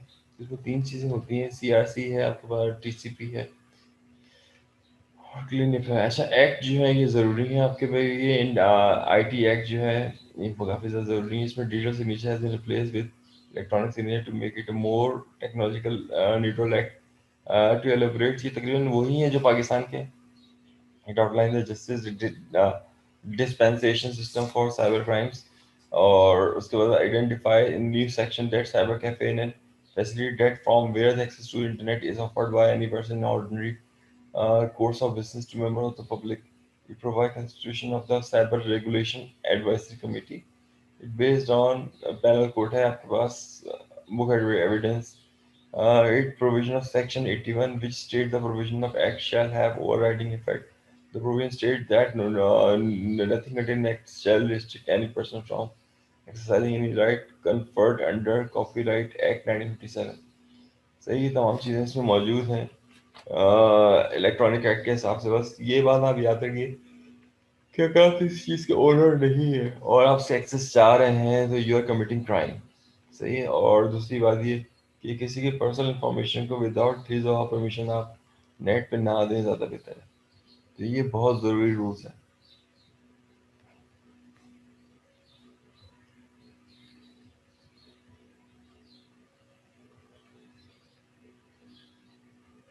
Application of IT act shall not apply, इसमें ये है ये अप्लाई नहीं होते इसमें। इसमें क्या है, अप्लाई डॉक्यूमेंट और transaction specified first schedule following are the document or transaction to which the act shall not apply। इसमें क्या है, negotiable instrument other than a check as defined in section 13 of a negotiable instrument act 1981। या देखिए मैं आपको एक बात चीज लीगल में बताता हूँ। अगर लेट से आप किसी को चेक दे रहे हैं और आपको डाउट है कि आपके पास अकाउंट में वो पैसा नहीं है, तो पहली बात ये चेक ना दें। लेट से फिर भी कोई ऐसा मसला हो जाता है, आपके पास ज्वाइंट अकाउंट है, ज्वाइंट अकाउंट के अंदर दूसरा बंदा जो पैसा निकाल लेता है, जो भी कुछ है, तो इसके अंदर जो है आप चेक के पीछे जो है जो चेक के जहाँ पे साइन करते हैं, वेरिफिकेशन सिग्नेचर्स होते हैं दो, तो वहां पे आप लिख दीजिए श्योरिटी, SURITY, श्योरिटी। श्योरिटी के माने ये जमानत। तो आप उसके पीछे जो है श्योरिटी लिख देंगे तो आपको जो है कि पाकिस्तानी लॉ के माने ये है कि आपको वो पुलिस गिरफ्तार नहीं कर सकती, पुलिस FIR जो है वो दर्ज नहीं कर सकती। सही है। तो ये वाली बात है। जो लोग जो है बैंकिंग केसेस के अंदर जेल जाते हैं, उसकी वजह क्या होती है, उसकी वजह यही होती है कि जब वो चेक किसी को पेमेंट दे रहे होते हैं उनको पता ही नहीं होता, उनको लॉयर बताता ही नहीं है ये बात कि भाई अगर आपने कोई पेमेंट्स आप दे रहे हो, खुदा ना करे अल्लाह ना करे कोई ऐसा मसला हो। अच्छा, इकरा यूनिवर्सिटी जो है इस चीज़ में बहुत तेज है।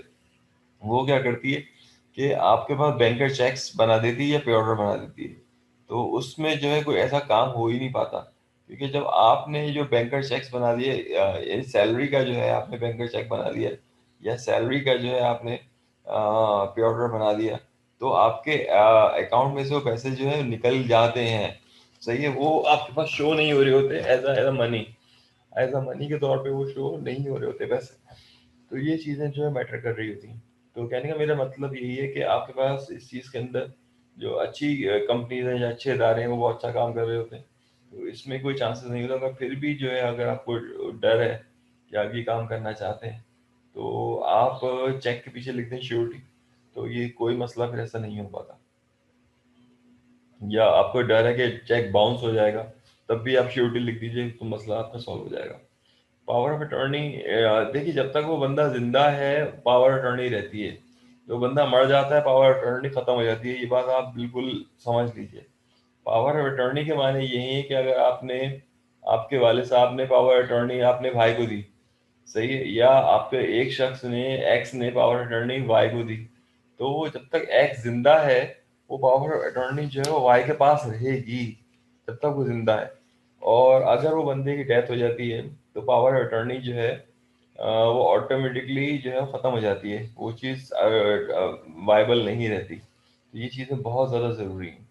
तो वो ये वाली बात है कि आप पावर अटॉर्नी जिसको दे रहे हैं, जब अगर वो बंदा जिंदा है तो वो पावर ऑफ अटॉर्नी मैच्योर रहेगी। जब बंदे की डेथ हो जाएगी तो पावर अटॉर्नी जो ख़त्म हो जाएगी। इसमें कोई दो बातें नहीं है। तो स्टूडेंट लोग ही समझते ही हैं कि वो पावर अटॉर्नी उसने पूरी ज़िंदगी के लिए दे दी या वो चीज़ उसी के नाम हो गई, ऐसा नहीं होता। अच्छा, a trust as defined in section 3 of the Indian Trust Act 1982, the will, अच्छा एक चीज होती है विल भी हम उसको कह सकते हैं या विल लिखते हैं। अच्छा, विल की जो है लीगल इम्प्लीकेशंस नहीं होती। हाँ, यानी कि आपने विल लिख दी, आपने कहा कि मेरी प्रॉपर्टी का ये ओनर है बंदा, सही है, ये विल लिख दी, तो ये विल जो है आपने, जिसको वसीयत कहते हैं, सही है, तो वसीयत आपने लिख दी। अच्छा, वसीयत की जो लीगल इम्प्लीकेशंस हैं वो इतनी स्ट्रांग नहीं मानी जा रही होती जब तक कि इसको लॉयर एग्जीक्यूट ना करवाए। तो लॉयर जो है उस विल के अगेंस्ट में डॉक्यूमेंटेशन भी बनाता है, और वो जब बंदा एक्सपायर हो जाता है तो उसके अगेंस्ट वो काम कर रहा होता है। सही है, तो कहने का मतलब यही है कि अगर एक साहब है, उन्होंने अपनी जिंदगी में विल की वसीयत लिख दी कि भाई ये आपके पास गाड़ी इस बेटे की है, ये घर इस बेटे का है, ये जो है प्लॉट इस बेटी की है, वो उन्होंने लिख दिया। अच्छा, अब इसकी लीगल एप्लीकेशंस जो हैं वो क्या हैं? अगर इन टर्म्स ऑफ हम कोर्ट देखेंगे तो ये कुछ भी नहीं है। तो वजह लॉयर क्या करेगा आपके पास, वो डॉक्यूमेंट बनाएगा, डॉक्यूमेंट्स के अंदर ये चीज़ों को गिफ्ट करवाएगा आपके पास that person to to do them. तो वो करेंगे क्या कि आपके पास जो जिसने विल लिखी है वो कोर्ट में जाएगा, और कोर्ट में जाने के बाद रजिस्टर ऑफिस में वो रजिस्ट्रार के सामने साइन करेगा कि मेरी ये विल है, ये जो घर है, ये गाड़ी है, ये बंगला है, ये मैं अपनी मर्जी से इस बंदे के नाम जो है वो गिफ्ट कर रहा हूँ। सही, वो लिखेगा उसको। सही, तो फिर ये विल एग्जीक्यूटेबल होगी, वरना एग्जीक्यूटेबल इसकी लीगल इम्प्लीकेशन से कुछ भी नहीं होती। आपने विल लिख के जमा करवा तो दिया आपने, मगर उसकी कोई लीगल राइट्स नहीं है, ओनरशिप उस बंदे ही के पास है। तो ये चीज़ें जो समझने की ज़रूरत है, यानी कि हम लोग फिल्में देख देख के जो है ना चीज़ों को ऐसा समझ रहे होते हैं कि हाँ ऐसा है ऐसा है, मगर ऐसा एक्चुअल में होता नहीं। वो लॉयर, अगर आपने विल लिखी हुई भी है तो लॉयर को पता है कि उस विल को एग्जीक्यूट कैसे करवाना है। अगर वो एग्जीक्यूट नहीं करवाता तो उसका मतलब वो लॉयर ही नहीं है।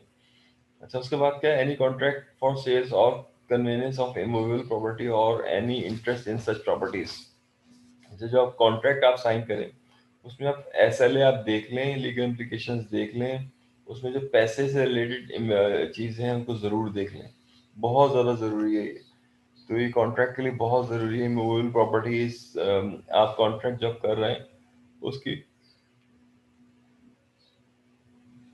मैच्योरेशन डेट और एक्सपायरी डेट ज़रूर आप देखें, ये बहुत ज़्यादा ज़रूरी है।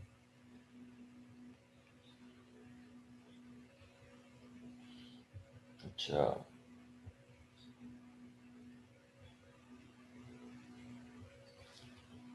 अच्छा, साइबर लॉ सिग्नेचर्स हैं हमारे पास, इसको आप देख लीजिएगा, ये वही हैं जो कंप्यूटर साइंसेस के अंदर होते हैं। डिजिटल सिग्नेचर्स जो हैं, सॉफ्टवेयर डिस्ट्रीब्यूशन, ये सारे डिजिटल सिग्नेचर्स हैं। इलेक्ट्रॉनिक सिग्नेचर्स क्या हैं? ई सिग्नेचर, वो demand to create a message in the one who created it. सही है, ये आपके पास मौजूद है इसके अंदर। आजकल इलेक्ट्रॉनिक सिग्नेचर में आपके पास क्यूआर कार्ड कोड भी यूज़ किया जाता है।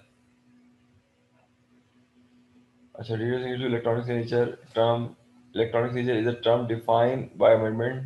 Concept electronic signature is boarded the digital signature, deliver verification electronic record by affixing digital signatures.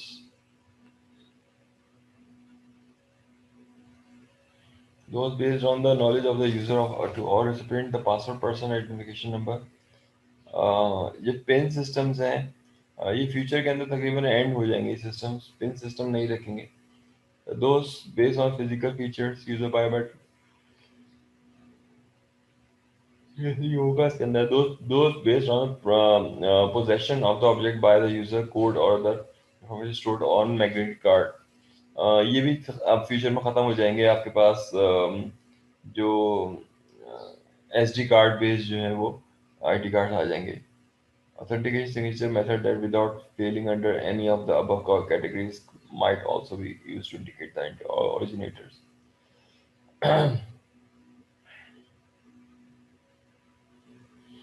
Biometric device, PIN, password, scan. अच्छा, cyber law offence and penalties. Cyber law के offences और penalties क्या हैं? इस पे जो एफआईए जो बनाती है ना, इस पे वो ये बनाती है, जो चालान जमा करवाती है कोर्ट में, साइबर कोर्ट के अंदर वो ये जमा करवाती है। Cyber crime usually included the following: unauthorized access of the computers, data diddling, virus swarms attacks, theft of computer system, hacking, denial of attack, logic bombs, trojan attacks. अच्छा, एक बड़ा मजे का जो है वो मैं आपको बताता हूँ, ये एफआईए का ही बताता हूँ मैं आपको। तो देखिए काउंटर टेररिज्म एक्ट जो है उसके अंदर जो लॉज हैं वो बिल्कुल डिफरेंट है। अच्छा, काउंटर टेररिज्म एक्ट के अंदर क्या हुआ कि एक साहब को पकड़ा गया और वो क्या करते थे, ये तकरीबन 4 साल पुरानी बात है। तो वो क्या करते थे, इंटरनेट पे बैठकर ये एफआईए ने केस जो है वो जमा जमा करवाया था कोर्ट के अंदर, उनको गिरफ्तार किया। तो इंटरनेट पे बैठ के जो है फंडिंग करते थे। ये भी मच का इंसिडेंट हुआ है। तो मैं उसकी आपको बैकग्राउंड बता रहा हूँ, आपको जो इंटेलिजेंस बैकग्राउंड है वो बता रहा हूँ। तो मच का इंसिडेंट ये हुआ है, तो उसके अंदर जो साहब फाइनेंसिंग करते थे तो वो पूरी दुनिया से फंडिंग करते थे। उसमें जो है वो फंडिंग पहुंचाते थे सीरिया को। सही है, तो पाकिस्तान के अंदर, साउथ एशिया के अंदर हर जगह से फंडिंग करते थे। मुझे नाम बिल्कुल जहन से निकल रहा है, मेरे मेरे नाम जहन में नहीं आ रहा। तो वो होता क्या है कि वो फंडिंग करते थे और फंडिंग करने के बाद फिर वो डॉक्टर लड़की थी सिंध के अंदर, वो वाला केस भी चला, उसके अंदर तमाम चीजें हुई। तो वो उसको गिरफ्तार कर लिया एफआईए ने फंडिंग के अंदर। मगर जो सेक्शंस लगानी चाहिए थी, जो प्रोसिक्यूशंस ने जो सेक्शंस लगानी थी, जो क्राइम लगाना था, वो तो उसने कहा भाई फंडिंग कर रहा हूँ, मैं कोई गुनाह तो नहीं कर रहा, मैं तो फंडिंग ही कर रहा हूँ। आप ये साबित करें कि मैंने आईसिस के लिए, दाइश के लिए फंडिंग की, या मुझे बता दें मुझे। सही है, तो उसके बाद क्या हुआ कि आईसिस का एक्ट आया। आईसिस, अच्छा, उस पर जमानत हो गई, उसकी जमानत हो गई तो वो चला गया मुल्क छोड़ के। उमर नाम था उसका, yes, that person name is Umar, was Umar, उसका नाम था उमर। तो उस बंदे ने क्या किया कि वो जैसी जमानत हुई वो मुल्क से शॉर्ट हो गया। और वो कहाँ गया, अब अभी तक जो है वो कोई, मगर फंडिंग जो है वो कर रहा था, वो मेन फंड फाइनेंस जो कर रहा था वो बंदा वही फंड फंड कर रहा था, जिसकी वजह से जो ये लोग बंदे मारे गए ना मच में।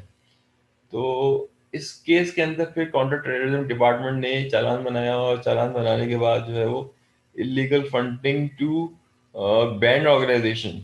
सही है, वो उसने जब उसको लगाया, चार्ज लगाया, जिसने प्रोसिक्यूशन के जो वकील हैं या पुलिस है या सीटीटी के एहलकार हैं, जब उन्होंने इसको ये चार्ज लगाया तो अब ये अगेंस्ट द लॉ बन गया। अब ये चालान जो सही हो गया, क्योंकि चालान के अंदर उसने ये बताया कि इलीगल बैंड ऑर्गेनाइजेशन के लिए आप फंड कलेक्ट करा है थ्रू इंटरनेट। तो एफआईए साइबर क्राइम में भी आ गया ये, और आपके पास सीटीटी के अंदर भी आ गया। तो ये दोनों चीजें आ गई। अब ये चालान जो है कोर्ट एक्सेप्ट कर लेगी, और ये जो है इसकी जमानत नहीं हो सकती। सही, और इस पे एटीए लग जाएगा, एंटी टेररिज्म एक्ट। इसके मतलब ये है कि प्रोसिक्यूशन वाला अगर मर भी जाए, मगर गवर्नमेंट उसको इसको जो है डिफेंड करती है, इस केस को लड़ेगी। तो ये चीज है। ये जो लोग आजाद हो जाते हैं, क्या कहते हैं, अभी आपने कौन सा है वो उजैर बिलोच है मेरे ख्याल से, वो आपके पास आज़ाद हो गया या जमानतें हो गई उसकी। तो उसकी वजह क्या होती है, उसमें जो सेक्शंस लगाते हैं, ये जो चालान बनाते हैं, तो वो पुलिस वालों को कहते हैं हल्के लगाना है उसमें। तो सेक्शंस लगाते हैं, चालान लगाते हैं, वो हल्के लगाते हैं उसके अंदर, जो बेलेबल होते हैं। अच्छा, अगर उसमें उजैर बिलोच पे अगर लगा दें, एटीए लगा दें, सीधी सीधी बात है, हर केस में एटीए लगा दें, मैं आपको लिख के दे दूं, मैं आपको बोलें तो आप, मैं आपको बकायदा स्टैम्प पेपर पे लिख के देने को तैयार हूँ। अगर जमानत हो जाए तो मुझे पकड़ लीजिएगा। सही है, तो ये पुलिस जो है ये इसमें काम कर रही होती है। जाहिर सी बात है, पुलिस जो है वो आपके पास जो काम करती है उसके अंदर वो अपने बेनिफिट्स के लिए भी काम कर रही होती है। तो ये पुलिस ने अगर एटीए लगा दी इसमें, तो भी ये बाहर आ जाए तो आप मुझे पकड़ लें। तो मतलब क्या है, एंटी टेररिज्म एक्ट जो है बड़ा ही खतरनाक एक्ट है। और इसके अंदर जो है अगर एक दफा लगा दी जाए ये चालान के अंदर या एफआईआर के अंदर, तो उस बंदे का निकलना नामुमकिन है। अच्छा, इसमें क्या है, IT act 2000 are following: tampering the computer source document, hacking with the computers, publishing information which is of sense in electronic form, power of a controller to give direction of controller to a subscriber to extend facility to decrypt information, protect system, penalty for misrepresentation, penalty for breach of confidentiality and privacy, penalty for producing a certificate false in certain particulars। अच्छा, digital certificate किसी का copy क्या आपने लगा दिया। देखिए, इसकी मिसाल जो है वो ऐसे ही है। ये पाकिस्तान के अंदर पता नहीं सारे क्रिमिनल्स मेरे ख्याल से क्यों पाए जा रहे होते हैं, मुझे समझ में नहीं आता मुझे। ये करते क्या है, आपने एक डॉक्यूमेंट जो है वो अटैच करवाया एचईसी से, एचईसी ने क्या किया, आपके डॉक्यूमेंट के पीछे जो है स्टिकर लगा दिया। वो स्टिकर का माने ये कि ये आपकी जो डॉक्यूमेंट है ये लीगल है, लेजिटिमेट है। आपने क्या किया कि किसी की डॉक्यूमेंट चुरा ली। और आपने वो स्टिकर जो है स्टीम दे के निकाला और निकालने के बाद अपने डॉक्यूमेंट में लगा लिया और शो कर दिया कि मैं ये डॉक्यूमेंट जो लेजिटिमेट है। अब जो थर्ड पार्टी है वो ये जान रही होगी कि हाँ ऐसा है कि ये बंदा डॉक्यूमेंट लीगल है, मगर एक्चुअल के अंदर जो है वो लीगल नहीं हो रहा होता। तो जब उस डॉक्यूमेंट को आप सर्च करते हैं, उसका पासवर्ड डाल के, उसका कोड डाल के, तो आपको पता लग जाता है कि ये बंदा फेक डॉक्यूमेंट पे काम कर रहा है। तो ये तमाम चीज़ें जो मैटर कर रही होती हैं। तो ये पाकिस्तान के अंदर पता नहीं क्यों लोगों को ज़्यादा शौक है ये काम करवाने का। Publication for fraudulent purpose, act to apply for offense or contravention committed outside India, confiscation or penalties of confiscation not to interfere with other punishment, power to investigate offenses. ये तमाम जो है ये लॉज हैं, आईटी के laws हैं। और ये मैंने आपको इसमें जितनी चीज़ें मैंने बताई है, अगर देखिए अगर आपके पास आईटी साइबर लॉ है तो सबसे पहली बात ये कि जो एफआई के जो ऑफिसर होगा, असिस्टेंट डायरेक्टर होगा, वो आपको चार्जेस पढ़ के बताएगा और पढ़ने के बाद जो है आपसे साइन लेगा वो। और साइन लेने के बाद तो अगर आपने उस वक्त साइन कर दिया तो समझ लेंगे आप लोग गए। सही है। उसकी वजह क्या है कि वो आपसे वो या जो आप कम्युनिकेशन हो रही है तमाम चीज़ें, उसका उसको रिटन प्रूफ चाहिए होती है। वो रिटन प्रूफ उसके टेक्निकल प्रूफ जो है वो कोर्ट के अंदर प्रेजेंट करेगा, मगर वो साबित करने में उसे टाइम लगेगा उसको। तो करता क्या है कि वो आपके पास तमाम जो सेक्शंस हैं वो लिखने के बाद वो बताता है कि ये सेक्शन है, ये सेक्शन है, ये वॉलेशन, ये वॉलेशन, ये वॉलेशन है। और करने के बाद वो आपका तरीका पूछेगा, आप किस तरीके से आपने ये काम किया। वो तरीका आपकी हैंड राइटिंग से लिखवाएगा वो, और लिखवाने के बाद जो है उस पर सिग्नेचर ले लेगा। इसका मतलब ये है कि आप जो है वो आप लॉयर का वेट करें, उनको बोले आप ठहर जाएं। लॉयर से आप बात करके तमाम चीज़ों को, मैं ये बताना पढ़ाने का मेरा मतलब यही है कि जो लोग फंस जाए इस काम के अंदर ही कुछ इस तरह से हो, तो इसकी टेक्निक जो है वो किस तरह से होती है, how to deal it with, इसको कर रहे होते हैं। मगर ये कि नॉर्मली लेट से किसी से गलत पिक्चर पोस्ट हो गई, किसी की फेसबुक के ऊपर है, कोई गलत कमेंट कर दिया, वो करे तो क्या करे। सही है, तो जाहिर सी बात है घर पे आ जाते ही हैं। तो अगर आपने वो प्रॉपर सिनेरियो लिख दिया, तमाम चीज़ें बता दी, तो फिर समझ लीजिए केस बन जाएगा। वरना आपका जो लॉयर होगा तो वो आपको 10 कानूनी रास्ते बता सकता है, ऐसा करें, ऐसा करें, ऐसा करें। तो आपके लिए भी अवेलेबल जो है वो रास्ता निकाल देगा वो लॉयर आपके लिए, अवेलेबल कंडीशन पे ले आएगा आपको। ये चीज़ें मैटर कर रही होती हैं। ठीक है, आज के लिए इतना रखते हैं हम। अटेंडेंस में अपलोड कर देता हूँ। कोई क्वेश्चन पूछना चाहे तो पूछ सकते हैं आप। जी, any question you want to ask? ठीक है, मैं अटेंडेंस ओपन कर देता हूँ। आप प्लीज़ अटेंडेंस लगा दीजिएगा इसके अंदर, और एक दिन आप मुझे बता दें जिसके अंदर आपके अटेंडेंस मसलों को सॉल्व कर लिया जाए। आप जो डेट बताएंगे उसके अंदर हम अटेंडेंस ओपन करके बैठ जाएंगे, वो अदर देन क्लास होगा, और ताकि हम उसको सॉर्ट आउट कर लें। ठीक है बेटा, thank you so much for your time. तो वो सिलेबस हमारा कंप्लीट हो गया? बेटा मैंने आपको एक एक चीज़ मैंने दिखा भी दिया, आप मेरे ख्याल से थे नहीं उस दिन क्लास में, ऐसा है कि नहीं है? नहीं सर, वो एब्सेंट था मैं क्लास है में। ना, आप नहीं होंगे। तो मैं आपको सिलेबस के साथ, अगर आप जिस दिन अटेंडेंस का काम करेंगे ना, उस दिन ही मैं आपको पूरी आउटलाइन, क्योंकि मैं हर वीक दिखा रहा होता हूँ कि हमने यही पढ़ लिया, यही पढ़ लिया, यही पढ़ लिया, यही पढ़ लिया, मैं आपको दिखा रहा होता हूँ। तो हम दोबारा से रीचेक कर लेंगे, कोई चीज़ बाकी तो नहीं है। ठीक है मेरा बच्चा, चलो फिर, ओके, ठीक है, अल्लाह हाफिज़। ठीक है सर, थैंक यू।